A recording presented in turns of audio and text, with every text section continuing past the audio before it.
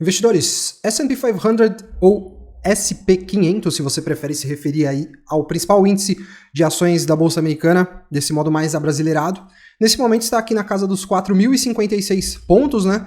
O S&P voltou mais uma vez a tentar se projetar ali para aquela faixa próxima dos 4.100 pontos, né?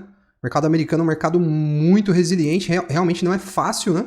Derrubar o mercado americano. Então, né, nesses últimos dias aqui, a gente teve uma movimentação onde o S&P veio aqui fazer um teste na média móvel de 200 períodos do time frame diário, conseguiu se suportar, conseguiu encontrar suporte dentro dessa região, voltou a se projetar para cima.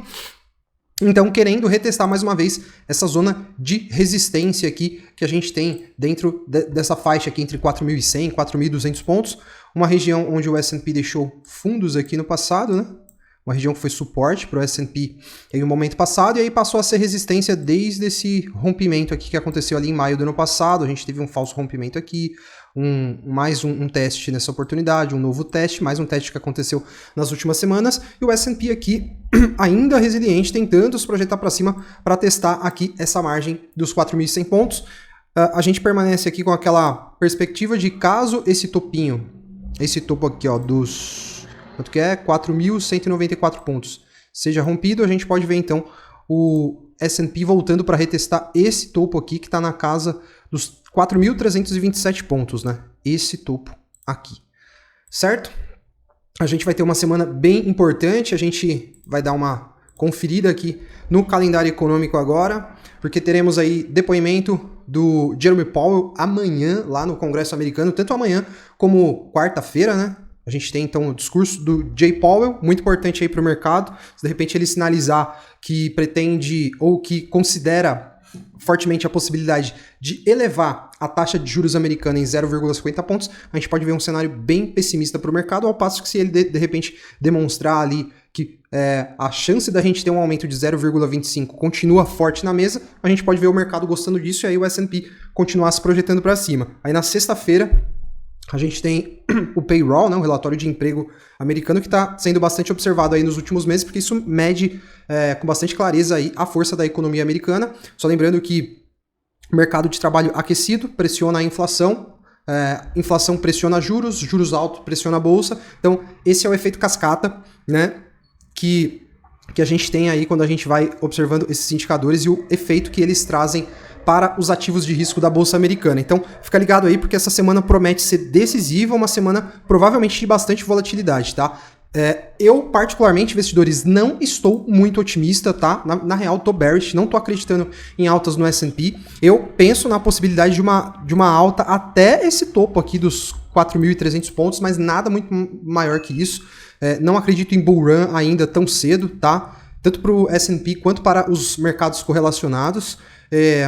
A gente tem aqui no dia de hoje um candle que já está querendo deixar um padrão que não é legal, né? A gente está aqui, de repente, formando um padrãozinho que amanhã pode se configurar em uma estrela da tarde. A gente teve aqui um candle bastante expressivo que foi deixado na sexta-feira, depois a gente teve o fim de semana, né? Um candle de força se a gente olhar só o corpo do candle, mas quando a gente olha o volume financeiro, ó, esse candle grandão aqui não trouxe volume acima da média. Inclusive, essa análise da movimentação do S&P do ponto de vista do volume financeiro, também é algo que mostra para mim aqui que o mercado está se projetando para baixo com muito mais força do que quando ele se projeta para cima.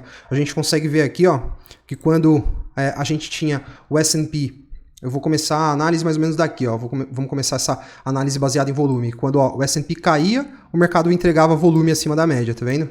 Quando ele subia, não tinha voluminho, era só voluminho, não tinha volume grande, certo? Quando ele caía, o volumão. Quando ele subia, o volume ia caindo, tá? Quando ele caía, o volume voltava a subir. Então, o que a gente continua vendo aqui? Que apesar dessas altas aqui, ó, a gente não viu o volume financeiro entrando. O mercado precisa confirmar o movimento do preço, no caso aqui é o índice, né? Ele precisa confirmar esse movimento de alta aqui com o volume também, assim, ó, se projetando para cima, entendeu?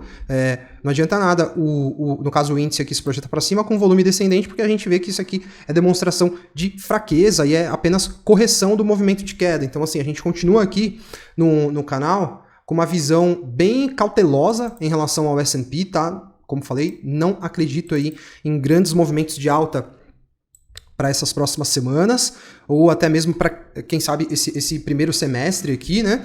E a gente tem então uma situação aqui que, caso o S&P faça o rompimento dessa média móvel de 200 do diário, que está aqui nos 3.939 pontos, rompeu para baixo aqui, ele fez um teste aqui ó, na quinta-feira, ele conseguiu se sustentar, voltou a se projetar para cima, tá?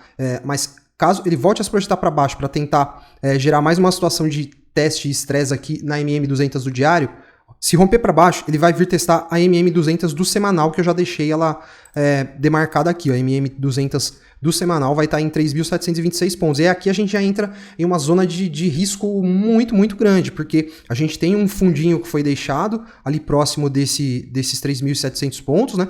E se o mercado rompe para baixo aqui, essa MM200 do semanal, aí eu acredito que a gente vai ter uma lapada para baixo, aí é ladeira abaixo mesmo, e a gente pode ver então o S&P se projetando para baixo para ir buscar aqueles níveis que a gente já vem falando há bastante tempo aqui no canal, né? A gente já está aqui há mais de ano falando que a gente acredita na possibilidade de ver o S&P voltando para os níveis pré-pandemia, né? E isso corresponde aqui a essa pontuação que já vai estar na faixa dos 3.200 pontos, pelo menos, né? Pelo menos buscar ali os 3.200 pontos.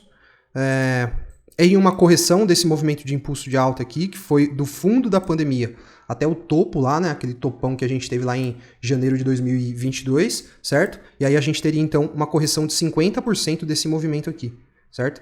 Com o mercado retornando lá para o nível pré-pandemia, atingindo pelo menos esses 3.200 pontos. Eu ainda acredito nessa possibilidade, estou posicionando aqui o meu portfólio financeiro com base nesse cenário, tá? Continuo aqui bearish em relação ao mercado americano e é assim que a gente vai seguindo em frente aí e eu volto então a atualizar as nossas perspectivas aqui para o S&P, tá? E mercados correlacionados aí nos próximos dias. Vamos deixar então o Jay Powell falar, ver o que ele tem para colocar aí para o mercado, mas fique bastante ligado aí porque a gente pode ter bastante volatilidade e dependendo do humor do mercado a gente pode ter então uma lapada para baixo. Eu acho que se o movimento for para baixo vem forte, se for para cima é um movimentinho fraco, como a gente já viu aqui, até mesmo baseado em volume financeiro. Certo? Então se você gostou da análise, cara, não esqueça de deixar o like aí para fortalecer o canal, continuar ajudando a gente a crescer. Se você for novo por aqui, convido você a se inscrever para que você possa continuar acompanhando a atualização do nosso conteúdo. Um abração e até o próximo vídeo.